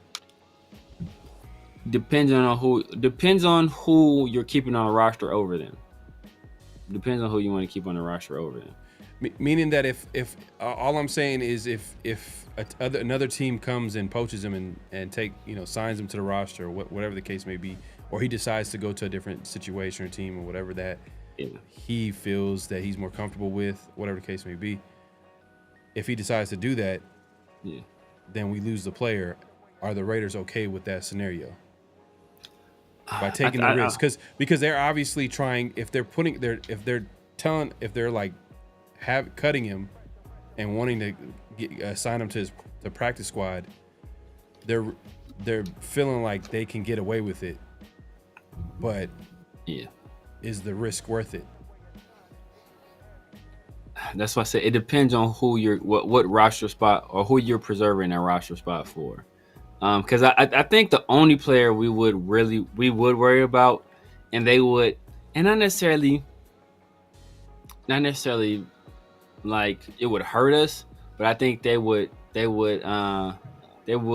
regret losing out on an opportunity to develop it is Cam Miller. I think that's the one guy they would be like, you know what, do we want to take the chance? But me, I'm drafting the quarterback every single year. So like, hey, bro, somebody or even like if trading, I want to say trade for one every year, but like even like looking at the trade market and seeing that if you can give like a later round pick for a young talent that you feel like you could possibly develop.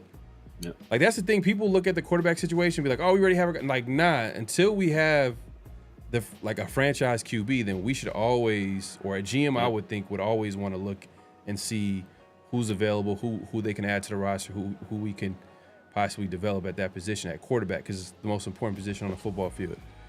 But we kind of accidentally just start talking about like what we want to see in this preseason game, but we also kind of talked about like surprise cuts. You mentioned Raheem Mostert. That might be a surprise cut for some people because they felt like he was going to be the number 2 back when they signed him to Genty. What would be another surprise cut? I guess surprise cut would be surprise cut. Other than Mostert, we were taking Mostert off. Taking Mostert out. Alex Kappa. I was going to say Alex Kappa, but I don't know what the dead money hit would be. And since he's supposedly in competition to be our starting right guard, I mean, that would be crazy. If we went from competition to be starting right guard to like being cut, that would be wild. But trying to think who's a surprise cut candidate. Okay, if we look at the corner spot, right? We look at corner. Is there anybody from there that might be cut? Darnay Holmes. If Kelly kind of. But would it be a surprise? But But I He's mean, like, yeah. it would be like, who cares? It It would be for sure. Who cares? The Raiders cut down their homes. So it's like, Yeah. in other news, I guess, I mean, he was a draft. I guess Cody Lindenberg, since he was a draft pick, so he's a 7th rounder.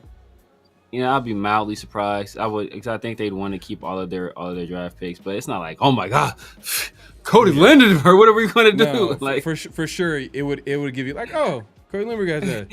Anyways, back to the real team, the players that we really care about. Hey, you know what, Pharaoh? You know what? What did we just say about there not being any like guys? We'd be surprised if they got cut. What did we say that meant about your team? Damn. What did we just say? Your team? Know what, man? Know what? It wouldn't even be a surprise. It'd be a surprise for me because I think he has Epstein files on the Raiders. But Sam Webb, I think Sam Webb got the Epstein files on somebody within the Raider organization. He got some pictures, some text messages, some DMs, something. He keeps coming back. Okay. You know what? Maybe we gotta think a little bit because surprise cuts are literally surprise cuts. Maybe it's things that we don't see coming, but we gonna have to like just guess. So look at the linebackers, right? They have a lot of. They're literally, if you think about the projected starters, like probably the first 4 linebackers off the bench or first linebackers on the depth chart are all on 1-year deals. True. Landon Roberts, he's not gonna get cut. Jamal Adams, the way he performed and what we've seen, he's not gonna get cut. Devin White is on a 1-year, $1 million deal. Technically, he's on a really cheap deal, but that's another veteran on a 1-year deal. And then you got, Jalen Smith, who we like. That's not gonna be a surprise. I'm surprised he's still here. but yeah, Jermaine Pratt is on a 1-year deal as well. That might be a surprise. Would that be a surprise? Jermaine Pratt and Devin White. Based on Jamal Adams, I think he might have snatched one of their jobs. Yeah, they took our jobs. So out of those two, there could be a surprise cut between those two. Yeah. I was saying in the beginning Devin White could get cut, but the way people was talking about it, the way he was performing in practice, I didn't see it. But when we first signed him, I was like, this dude get cut. He went from being like, I think he's getting cut to I'll be surprised if he got cut. Snowden. Oh, does he have a suspension coming? He might have a suspension. If he does, would he count against the roster when he's suspended? Does it count? No, I think you put him on the convict. I don't know. I don't remember how that goes because there's the commissioner's exempt list where he doesn't count. You know what? But, he might get cut if things get tight where the Raiders in their eyes like we can cut you, and then like maybe sign you to practice squad, and then once you kind of get your shit together, meaning like you're ready to come play after the supposed suspension, then they can sign him back to the roster. Because I'm sure he has a relationship with the coaching staff, Robbie Leonard and Patrick Graham, so I know they're gonna vouch for him if they potential 3-game suspension. I don't think he gets suspended though. I don't think he gets suspended. I think he probably gets a hefty fine. If they do, maybe 1 game. If they suspend him for 3 games, and it was whatever Shea Rice ended up getting, like 4. You said Rashid Rice? Rashid Rice for the Chiefs. Yeah, but I ain't gonna lie. Like you can't compare the Raiders to other teams because we're gonna get the full extent of the NFL rule book and laws and whatever they go by. You know what it is. We got an ace in the hole now. We got an ace in the hole now. Tom Brady. We got an ace in the hole now. Hey, Tom Brady, man, can you take this phone call? NFL's on line 1. Tom Brady got cut. Like, what? Tom Snowden will be like, hey, Tom, man, they saying 3 games. Like, 3? What? He got a good deal on speed dial. Like, hey, look, bro. Yeah. All right, y'all. 1 game. 1 game. Oh, hey, you know what? Those are some good surprise cuts. We got Mostert, Devin White and Jermaine Pratt, especially Jermaine Pratt too. Like, Yeah. he was the guy that when we signed had more of recent success in the league. Last year he had like over like 140 tackles. Yeah. So there was some production there. So for him to get cut, that would be surprising. But I'm we'll trying see. to think of somebody else on all defense. Because I don't think if they cut. I mean, I guess they could cut Snowden. They could cut Thayer. They could. It's a possibility they could cut Thayer. Cut Thayer. I mean, that will make my day. But they'd have to put they'd be putting a lot of trust in Charles Grant to play if somebody goes down. I don't know if they're ready to trust him with that yet. I think that if they cut Thayer, they're going to be looking at the waiver wire for a veteran tackle. Yeah, they'd have to. They'd have to. Yeah. They'd have to. But I would say Thayer might be a surprise, though. They might keep him, but like Thayer, think about it. Like this coaching staff, as far as the O-line, offensive line, and offensive coordinator, they're not really attached to Thayer. That's like that's true. all. That's Josh McDaniels special right there, and Dave Ziegler. And Dave Ziegler is out with the Miami Titans. Titans. Yeah, he was with Miami before, and he's with the Titans. Yeah, damn. Why are the Raiders past executives or GMs are going? They go to Miami. They've gone to Tennessee. Yeah. It's kind of weird, but what you call it? Oh, I'm trying to think what's another surprise cut? I don't know if it'd be a surprise, but Alex Bachman. oh, okay. You're saying that he's not going to make it for that fifth receiver spot? You think it's I'm going to go saying I'm saying it could. I mean, I don't know if it'd be like a surprise, like super surprise. Oh my god! But people be like, oh, I thought Alex Bachman was gonna make it. I already said personally, I roll with Shedrick, just off of youth and athleticism. But I think they like the experience that Bachman brings. You know, he's a savvy route runner. You wouldn't want like you wouldn't want a bigger receiver for that fifth spot, or do you want some more speed? Because that's basically what you're doing. Yeah, but is how much bigger is Bachman than Shedrick Jackson? Well, Cedric Jackson, he's not that big, right? He's like what? Bachman is definitely bigger than him. Bachman is bigger than him, but how much bigger than him? I think like if it's like one guy is 5'11", one guy is 6'1", I think like okay, does that really make a difference? It's not like it's Colin Johnson. Like, oh, he's only 6 foot tall. Who? Bachman? I thought Bachman was taller. Yeah, Bachman's not that tall. Damn.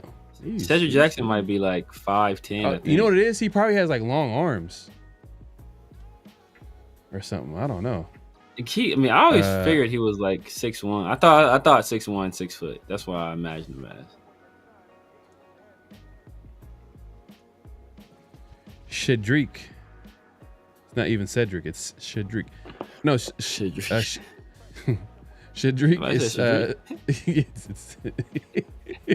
Like what? People be doing that stuff. They get to the league. Remember? You remember the? I think he played for the Packers. It was Leroy Butler. Remember Leroy Butler? I think he was a safety. I think he played for the Packers.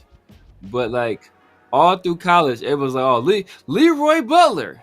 Yeah. Leroy Butler. He got to the league as like, oh no, it's not Leroy. It's Leroy. It's like what?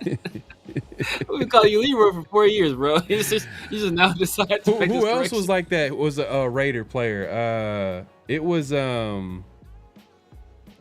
There was a Raider player who had a name where like everybody was pronouncing it a certain way, but it's not pronounced that way. I know what you're talking about too. Was it a linebacker or is it defense? It was someone on defense. It was someone on defense. I can't think of it. I know who you're talking about. I cannot think of it. It was someone on defense, bro. I forgot who it was. It was someone on defense where I was just like, what? But yes, actually, Jackson is taller by 1 inch, 6'1". Okay. 6'1". I thought Bachman. So it's Collins Johnson is the only bigger. So Collins Johnson, he's like 6'6". But Bachman has had a better camp. From what we heard, is that he's had like the better camp. But Jackson probably had the best game in a preseason game. Yeah. So depending on how much they weigh the preseason game I'm thinking they're gonna weigh the training camp. I'm thinking the same way. You know what I mean? Like preseason's like icing on the cake. Like it's whatever you combine that with whatever you did in training camp. Yeah. And whatever. And if it was a situation where Bachman was like horrible, then that's different. If he was horrible in the preseason, but I mean, he's played all right in the preseason too. Yeah. Yeah, man. But hey, man, we appreciate everybody coming through. Make sure to clock in at this point, clock out, hit that like button, hit that subscribe button, hit that notification bell. We're going live on both our channels. Obviously, it's your first time watching. Definitely subscribe to both.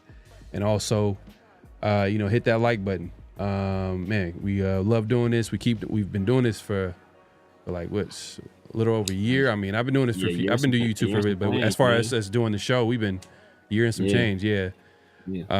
But a good way to support us at the very least is to definitely hit that like button, hit the subscribe button, hit the notification bell so you'll be notified when we drop new content and go live and all that good stuff.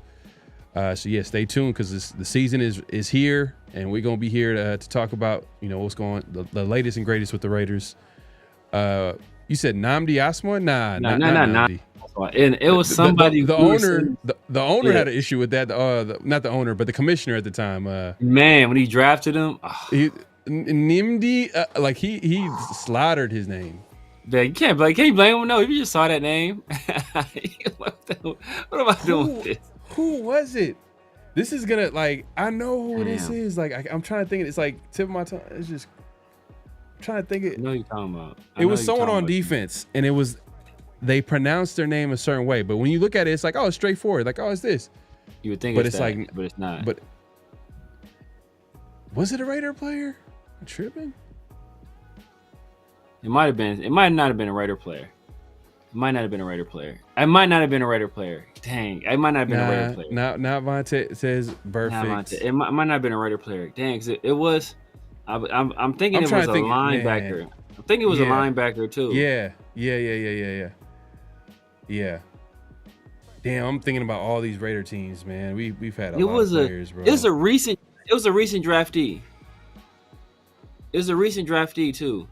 Everybody was saying their name a certain way, and he was like, "Nah, it's actually this." Oh no! It might not be the same. We might think about somebody else, but Bijan Robinson. He's like, "It's Bijan." Nah. But it's kind of similar though. That's goofy though. It's goofy. You got to keep that to yourself, bro. Like you say when the cameras go off. That's not when the cameras go. Everybody's calling him Bijan Robinson. Is actually, it's Bijan. It's Bijan. Like, what? No, but it was something. But it's something similar to that though. The same idea. Not Chimdi Chekwa. Damn. Okay, Alec. Man, Chimdi Chekwa. Wow. Ohio State legend. Not even Ohio State legend, but Ohio State cornerback Chimdi Chekwa. Chimdi Chekwa. Okay. Nah, who was it? Man, was it Nick Kwiatkowski? Everybody was calling him Kwiatkowski. It was Nick Kwiatkowski. Nah, it wasn't him. I mean, that's just a tough name, you know what I mean? So I'm not gonna. I remember everybody was calling him Kwiatkowski, and he was like, it was a name where like everybody would say it a certain way. Like it just like it's hella obvious the way it's spelled. Like people would say it this way, but then it's the way he pronounced it. Bro, who is it? Oh man, this is gonna.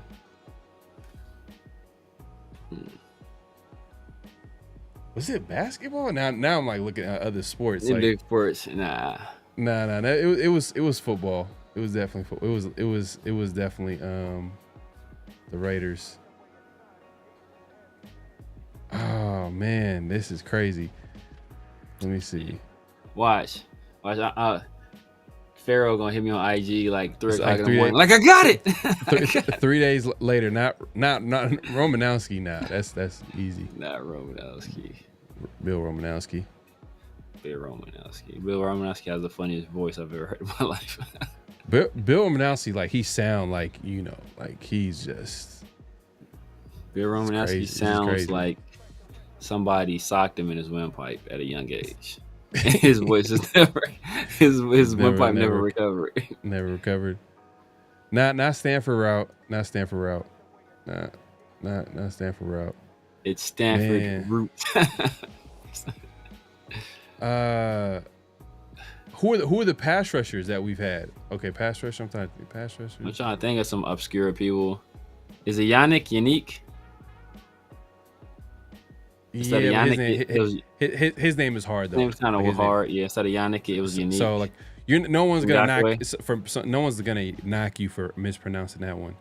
It was something that's kind of obvious. Like what the hell? Like there's no way. Like Kelechi Osemele. Yeah, people. not He's talking with somebody because I'm trying to think. Most of the people we've had have. You know what? You know who I'm talking about too. There's a Raider player that had like a. Nah, it was a Bilal Nichols. Nah, not Bilal Nichols. Bilal Nichols. It wasn't a D tackle. Eddie Vanderdoes. Nah. Shalik Calhoun. No, it was like his first. It was his first name. It was his first name that was like it was obvious. Well, it was obvious. Like it was like it just looks obvious the way it would be pronounced, but it's yeah. But like Severe said, the example he gave was like, oh, it's not Bijan, it's Bijan. You know what I mean? Like, or something like that. Like, it was some goofy like that. I was just like, what the hell? Been saying his name wrong the whole time. Janikowski, nah. Thinking about Shikari, it's not Shikari. Eddie Vanderdoes. Eddie Vanderdoes. Nah. I thought he was gonna be. I thought he was gonna be nice too. I had him at UCLA. I thought he was gonna be a hidden gem, but he just never could stay healthy. He never stay healthy yet. Was it Markel? Was it Markel Lee? Markel Lee?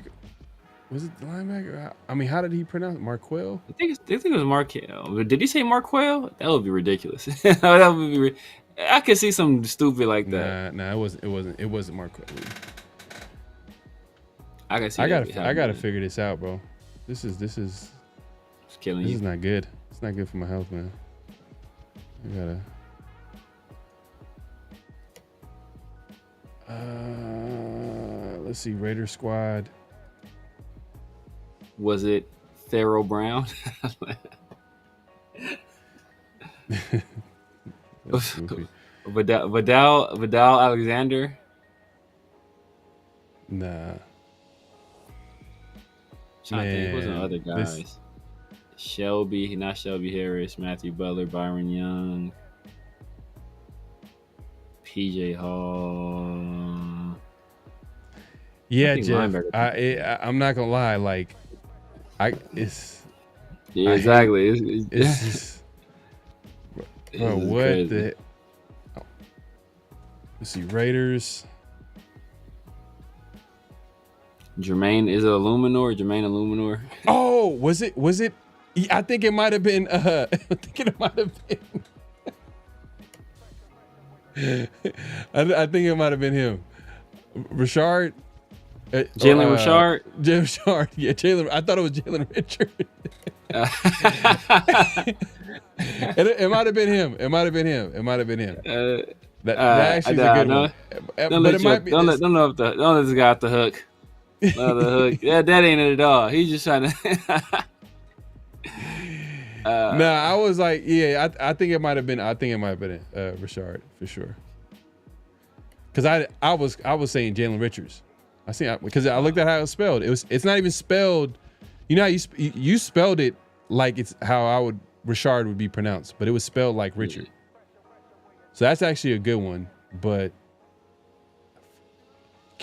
Cameron Wembley, I think Wembley. Yeah, everybody called him Cameron. Yeah, he was pretty high. He was a pretty high pick. I think he was a second round pick by the Browns, so people knew him. Yeah, you see what I'm saying? Yeah, definitely. Hey, Salvatore, man, salute, man. Hey, man, you got it right, man. Appreciate you. Whew. I'm good now. You know what? That's not who I'm thinking. That's not who I'm thinking about. Because I knew there might be someone else too, but I was thinking on defense though. For some reason, I was thinking defense. Is it Trayvon Merrick? And it was Trevon? No, that's not Trayvon Merrick. Hell no. Yaakov, man. People know it was Yaakov. No, I didn't. Otis is drunk. That's man. This one. Damn. Hey, Leo, you damn. Jakob? Hey, that's a good one too. I called him Jacob. I knew it was Jakob. He's German. That's like, that's how they do their stuff. That's how like all those you would be like. But it wasn't it wasn't him. It wasn't him. But that's like, a good one too. The W's are pronounced as V's. So when Yasin? W, it's Vladimir. Is it Rock Yasin? Rock Yasin. Oh yeah, know what? That might have been it because it wasn't Rock Yasin. I think that's it. Rook Yasin? It was something weird. I think that's it. That's it. That's mine. It wasn't Rock Yasin. I was calling him Rock Yasin the whole time, and it's not his name. I still don't know what it is, but he corrected somebody. How you pronounce it? I don't remember. He said it. See, y'all good, bro. Hey, man, I appreciate the name. That's mine. That's mine. Yes. Jakob, Jalen Richard, and Jakob I knew. Jalen Richard I knew. It's Rocky Sin is the one. Hey, that's all I know is Rocky Sin. This is my first time finding out that it's not. That's not how you pronounce it. Yeah, it's different. Rolando McClain. Nah, that's easy. I want to say, damn. That's what I'm saying. How do you say his name? Rukyasan. Man, I forgot. That's it. Because I was like, it's Rocky Sin, but he said it's not that. Damn, I don't remember. I'm about to look it up. Yeah, man. It's Jalen Richard that's a good one because I was actually like I thought it was Jalen Richards and I was like Richard. I was like looking at the spelling. I'm like, man, bro, this one of you people, man. It's the oddest. I gotta see this, bro. What? This is a crazy picture, man. It's on what we was talking about before the show, man. I gotta see this picture. It's just wild, bro. It's just wild. Kind of like I think they're on a little better trajectory. It's wild, bro. I'm gonna send it to you, but I'm gonna figure out how Rock is saying. Kind of like Milrow. I mean, Milrow's alright. That as far as the name. Jalen Milrow. Yeah, there's certain names where the spelling you would think that is pronounced because it's pronounced like, like Richard, like Jalen Richard, like the Richard is spelled like Richard. Richard is spelled like Richard. That's why it was confusing. I think he said it's Rock Yasin or something like that. Rock Yasin. Damn, the entire Raider Nation thought like, oh man, he's Sin City special right here. Yeah. I think it's Rock Yasin. I think he said it in the presser. Hey, they had a chance to draft him this year. He could be. I mean, it's preseason right now. They drafted him like in the 4th round too. So. Yeah, Jeff. See, yes, Rock Yasin. Yep. Yeah. See. Where's he at now? I don't think he's in the league. I think he played for the Ravens at some point. The Colts. Let me see, Rock Yasin. Oh, nope. Yes. I'm lying. See, he left us. Didn't he go to the Ravens? We went some to the Ravens, right? For Yannick, right? He's with Detroit. With Detroit? Oh, damn, he in a good spot. Oh, damn, what the hell? Nah, he played. Is he with San Francisco? That's the last team that he played for. Oh, he might be with Detroit right now. With Detroit now? Okay. But he didn't play. He didn't play a snap. What's y'all boys doing out there in Detroit? Man, they set, bro. They said that Isaac Tesla dude. He heard he's killing for him. Like in training camp. I like Tesla. He's super athletic. He was super athletic. He's a big receiver too. Like he's like big 6'4", 6'5". Yeah, big body, fast as I'll get out. Yeah, and he kind of adds something different to that room. Yeah. You know what I mean? Because you got you got Amon St. Brown, Jameson Williams. You got Jameson Williams, and now you got the big receiver as well. Like it's like, oh, okay, Speed. shit. And you got the tight end. Like they got. I'll be honest with you, their tight end room is like. I mean, their offense is loaded, bro. Yeah, I'm talking about everybody else's boy, Terran Arnold. Oh, I don't know. I know he had like a tough rookie season though. Yeah, I haven't heard too much. Hopefully bounces back. Is he on the team? Let me see.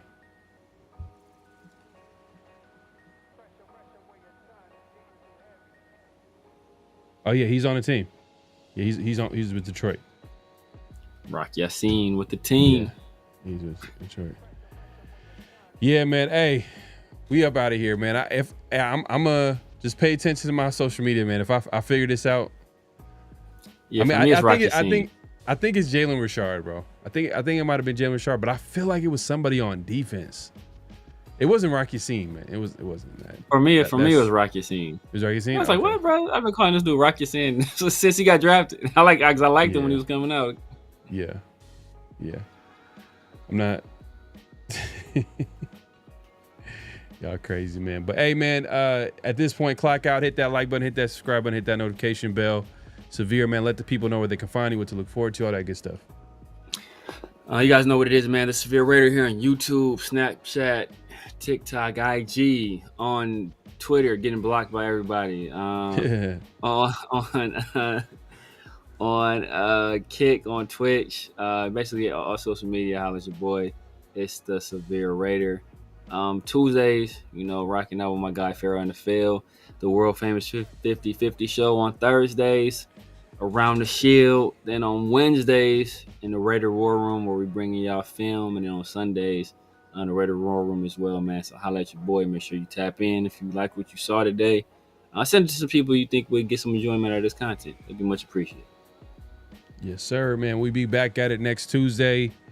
By that time, we'll probably get into like the final 53, the guys that got cut, and also talk about like possibly who the Raiders might be targeting, because they might be. Because sometimes we've seen in the past where they'll get to the final 53, and we'll be like, oh damn, like this is some surprise cuts and some surprise moves, and this is the final 53, and then 2-3 days later they end up cutting a few players and then readjusting their practice squad. So we've seen that too as well. So we'll figure it out. We'll probably have a better idea of it when it happens on Tuesday or by Tuesday, especially after the game too. But we won't really know till Tuesday. But the game will give us like some interesting things to talk about as well. Like as far as like, because we might see maybe a series out of the starters. In the past, I wouldn't have said that, but with Pete Carroll, never know. Hey man, he has a whole different philosophy. So. We'll see if it translates, especially this year, because it's gonna be an interesting year, man. There's a lot of moving parts: the offense, the defense, coaching, all that stuff, man. But we're gonna be here to talk about it. We'll be back here also around the Shield next Thursday. Make sure we'll have a guest for y'all so we can chop it up and have a good conversation. And hey, the season's pretty much here. 2 weeks. Fact. 2 weeks until the season starts, bro. It's crazy. And I do have an announcement to make. Well, first I want to say, if Tommy Eichenberg gets cut, you know who's coming out. I got the robe and fedora, and I got it ready. I got it ready. And I also have another announcement. You guys have been calling me Severe. It's actually Severe. So that's actually. Wait a minute. I didn't. I was trying to wait till I got to 5,000 subs before I hit y'all with that. Just let y'all say it wrong. But is that Severe this whole time? It's Severe. It's Severe. It's French. I couldn't put the accent on there. So. First of all, Paul. Man, we up out of here, man. Any last thoughts before we head out? Nah, man. Just be prepared for Tommy Eichenberg and Chris Collier not making this team. Because the coach ain't saying nothing this entire time. This whole time, he just wanted to say that before we out of here, man. He be lying in wait, waiting for some Tom Yackenberg slander. Man. All right, man. We up out of here, man. We'll see y'all soon, man. Peace. Just win, baby. Hello? You play to win the game. You don't play to just play it.